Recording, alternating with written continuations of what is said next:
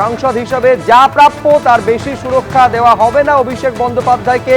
কোনো Z+ category সুরক্ষা পাচ্ছেন না অভিষেক বন্দ্যোপাধ্যায়। অন্যদিকে Z+ ক্যাটাগরি নিরাপত্তা প্রাক্তন মুখ্যমন্ত্রীর জন্য বহাল থাকছে।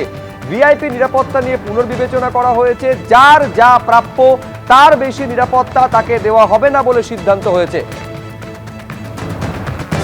অন্যান্য সাংসদদের মতনই এবার থেকে নিরাপত্তা পাবেন অভিষেক বন্দ্যোপাধ্যায়। এতদিন তিনি Z+ ক্যাটাগরির তিনি নিরাপত্তা পেতেন, কিন্তু যেটা পুলিশ সূত্রে জানা যাচ্ছে যে সেটা প্রত্যাহার করা হয়েছে।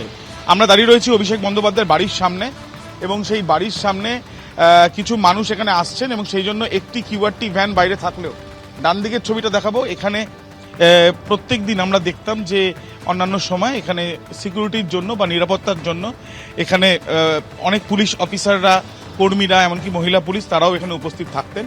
কিন্তু বর্তমানে দেখা যাচ্ছে সম্পূর্ণ এই যে বসার যে জায়গাটি যেখানে পুলিশ অফিসাররা বসতেন সেই জায়গাটা ফাঁকা, এবং তার সাথে সাথে যেটা সূত্র মারফত জানা যাচ্ছে যে অন্যান্য সাংসদরা যেমন পান সেই ক্ষেত্রে 2 জন PSO, সেই নিরাপত্তাই তিনি পাবেন একজন সাংসদ হিসাবে। যে নিরাপত্তা এতদিন তিনি পেতেন Z+ ক্যাটাগরির, সেই নিরাপত্তা কিন্তু প্রত্যাহার করা হয়েছে, এমনটাই জানা যাচ্ছে। ক্যামেরা অতনু কুণ্ডুর সাথে আবির দত্ত, ABP আনন্দ, কলকাতা।